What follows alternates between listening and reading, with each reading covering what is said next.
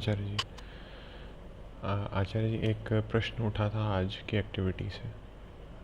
एक बात दिमाग में आ रही थी।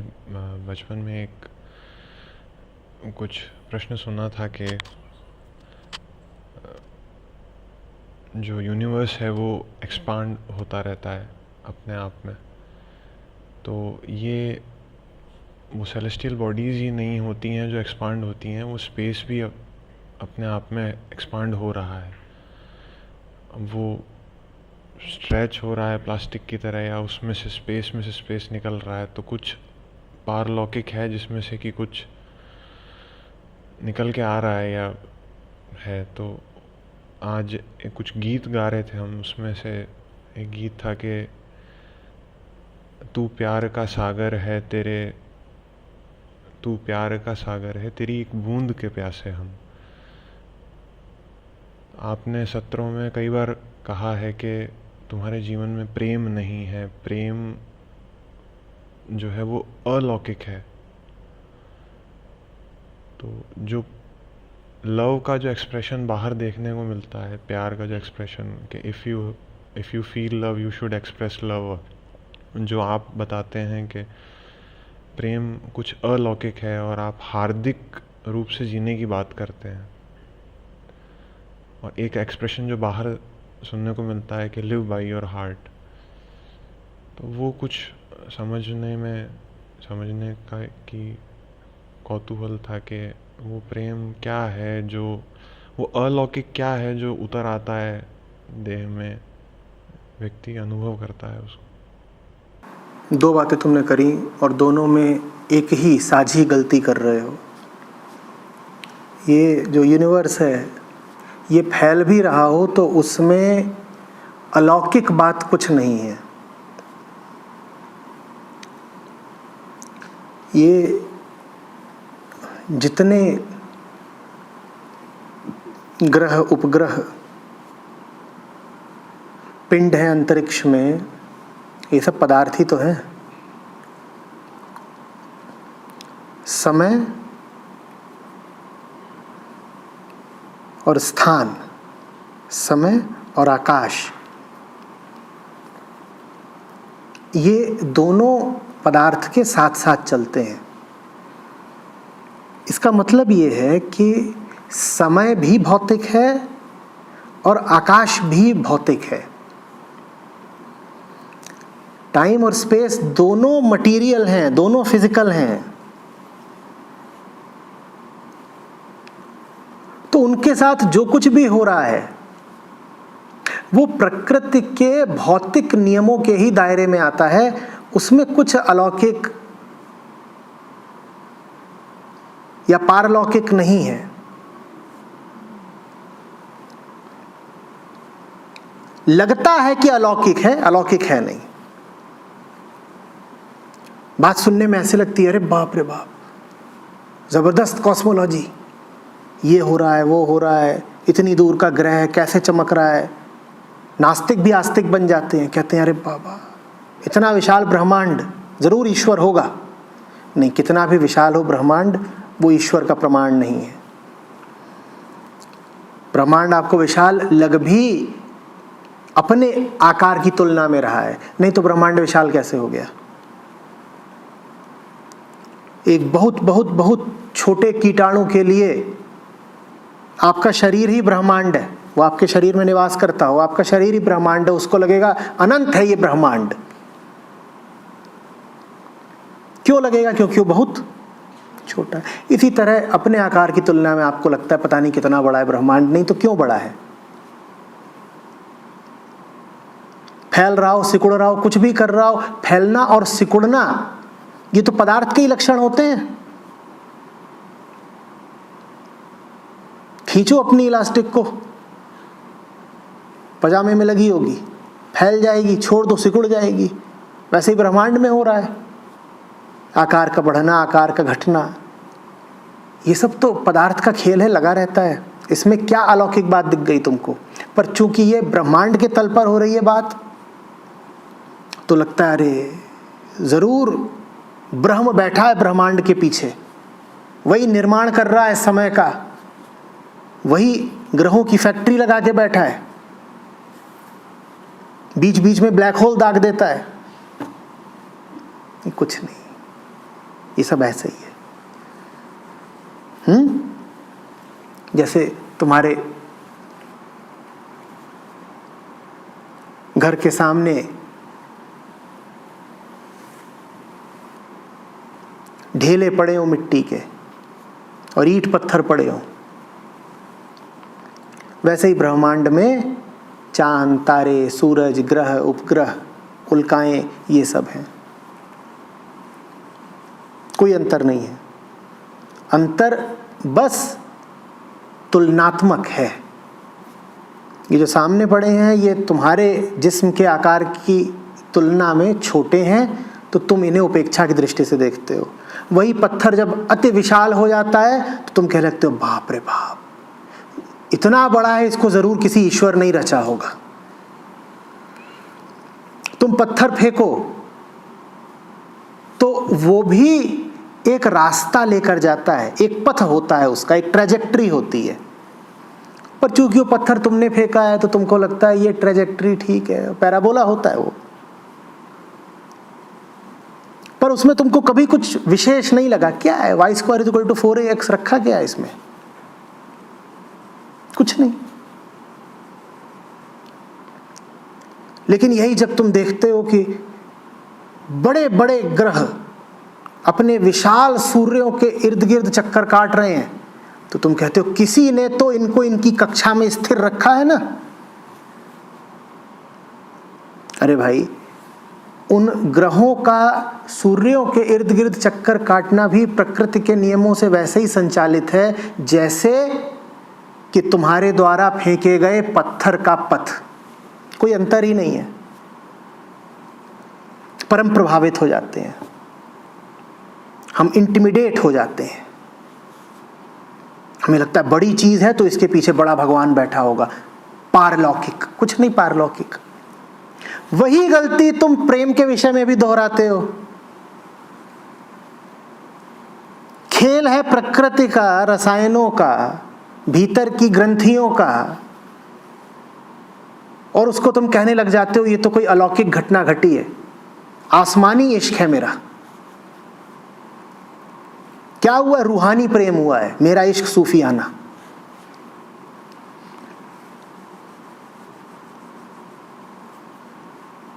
धूमिल साहब थे शायद, उन्होंने कहा था प्रेम आंखों से शुरू होकर जांघों पे खत्म हो जाता है। लेकिन तुम कहते बाज नहीं आते, मेरा इश्क सूफियाना।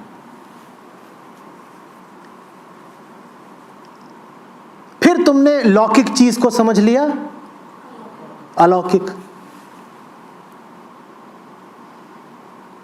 तमाम तरह की कॉस्मोलॉजिकल डॉक्यूमेंट्री बनती हैं, खूब मिलेंगी तुमको आजकल यूट्यूब पर, और उनमें ऐसे ही दिखाएंगे, पीछे से आवाज आ रही टूं,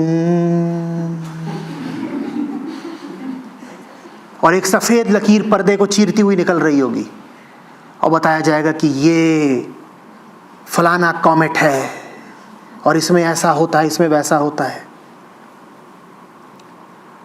और 2-4 ऐसे होते हैं कि उसको देख के तुरंत बोलेंगे हर हर महादेव।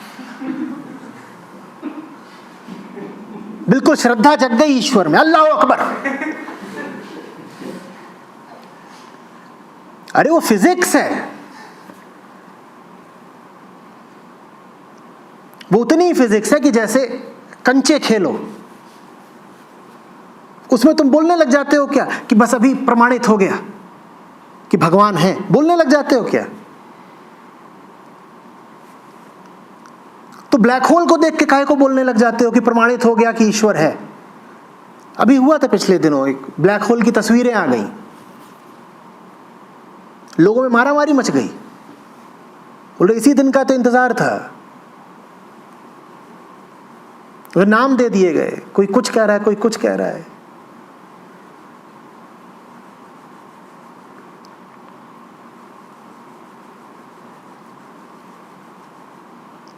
इसी तरीके से प्रेम,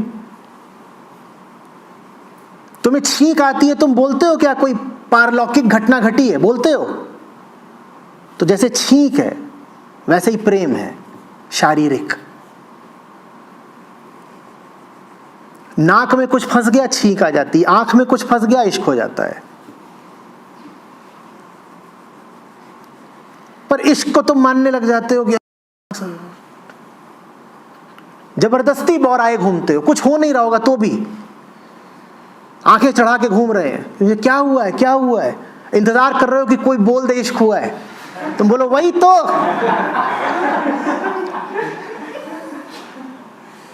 अब तो पूरी दुनिया को पता चल गया।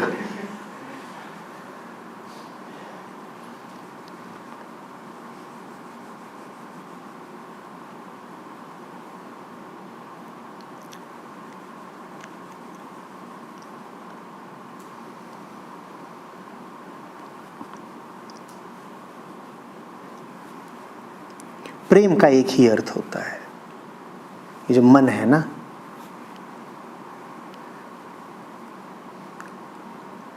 ये अपनी ही बेवकूफियों से आजादी के लिए छटपटा रहा है। इसे आजाद कर दो, पिंजड़ा खोल दो, उसे आजादी से प्यार है। प्रेम का सिर्फ ये अर्थ होता है, और नहीं कोई प्रेम होता कि if you feel it you should express it. ये काम तो तुम पेशाब के साथ भी करते हो, फील इट एक्सप्रेस इट, तो प्रेम थोड़ी हो गया।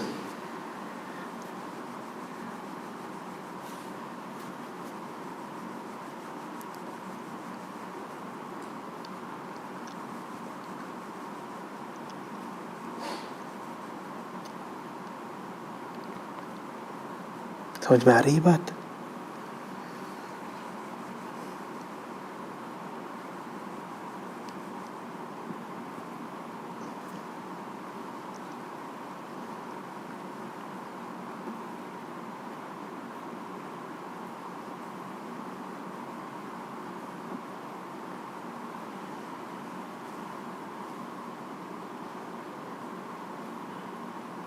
आचार्य जी, मैं उसी में भेद जानना चाह रहा था कि वो जो एक एक्सप्रेशन बाहर सुनने को मिलता ही है दुनिया में, और एक जो इस गीत में था कि तू प्यार का सागर है, तेरी एक बूंद के प्यासे हम, तो हम किस प्रेम की अपेक्षा कर रहे हैं कि वो?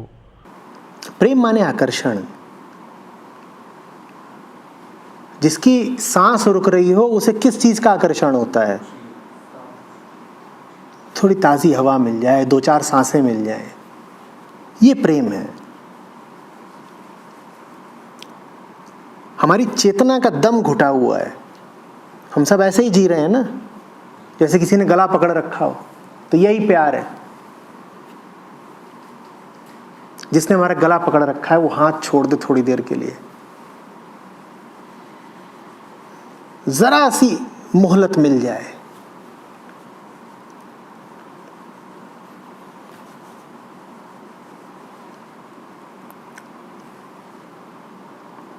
हम खुल सकें। हम बंधे हुए हैं,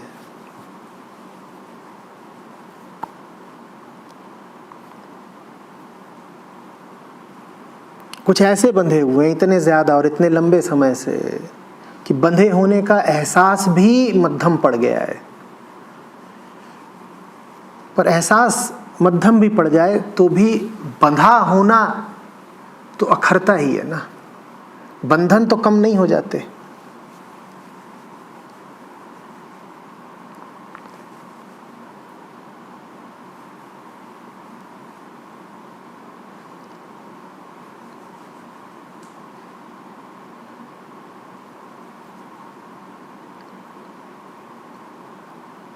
अरे जी, जो हृदय की जो आर्द्रता है और जो हार्दिक होकर के जीने की जो बात है,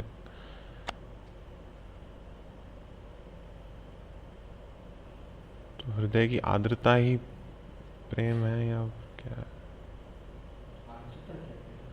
आपने कहा था कि एक बार आपने कहा था कि मतलब हृदय में जल, हाँ, आपने यही कहा था कि आँखों में जल और तुम्हारे हृदय में जल की कमी है।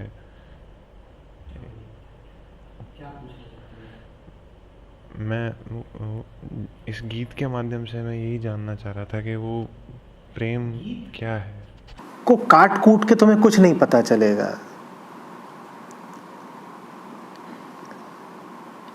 कहा है ना, तू ज्यादा साफ कह सकता गीत, तो तू क्यों बोलता, नाम ही बता देता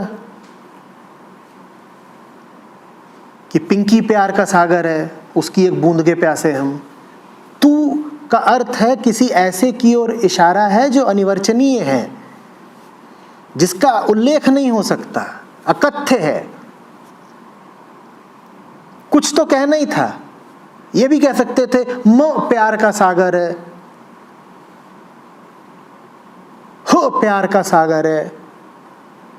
तो छोटे से छोटा जो हमारी भाषा में शब्द है वो उठा लिया, क्या, तू, तू प्यार का सागर है, तेरी एक बूंद के प्यासे हम।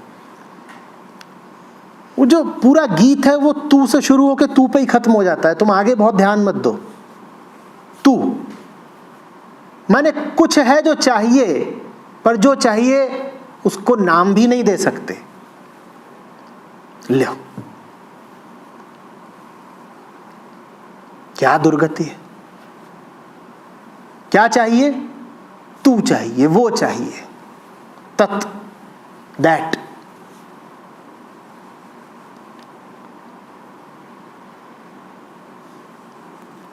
अब आगे जो भी बोला, प्यार का सागर है, तेरी एक बूंद के प्यासे हम, अब ये सब तो कहानी है। कभी प्यार का सागर बोल दिया, कभी आग का दरिया बोल दिया, वो तो आगे लफाजी है। तुम्हें जो कहानी गढ़नी हो, जो कविता करनी हो कर लो, बात असली तू की है। कुछ ऐसा चाहिए तुम्हें जो शब्दों में अभिव्यक्त नहीं हो सकता। लेकिन दुनिया की सबसे मीठी और ऊंची कहानियां उसी को केंद्र में रखकर कही गई हैं, जिसकी कोई कहानी बताई नहीं जा सकती। क्या बात है। जलवे हैं मालिक के, उनका कोई नाम ही नहीं है, लेकिन हर बंदा चाहता है कि उसके नाम में मालिक का नाम हो। उनकी कोई कहानी ही नहीं है, लेकिन हमारी कोई कहानी उनके बगैर पूरी नहीं है।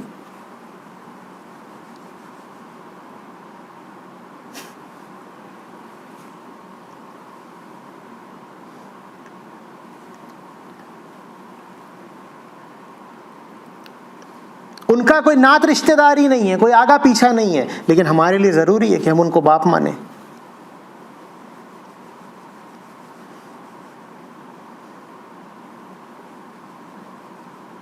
उनकी हमको तलाश है, जिनको इतने पर्दों में रहना है।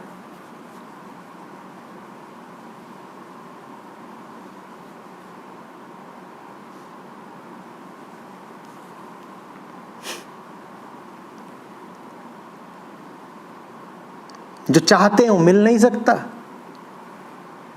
और ना मिले तो चैन नहीं है।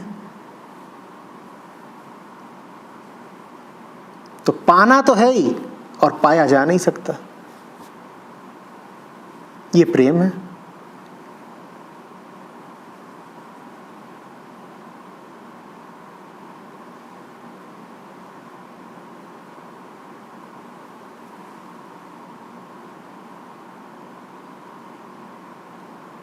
ठीक है ना, बिल्कुल समझ गए। ठीक।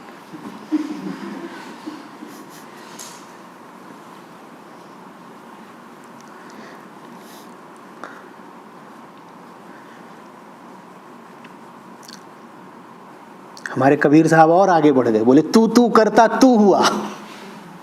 लो गिन लो कितने तू, बता भी नहीं रहे क्या करते क्या हुए, बस तू तू करता तू हुआ। अरे कौन हुआ और क्या हुआ, मालिक कुछ तो बता दीजिए। कुछ नहीं, तू तू करता तू हुआ।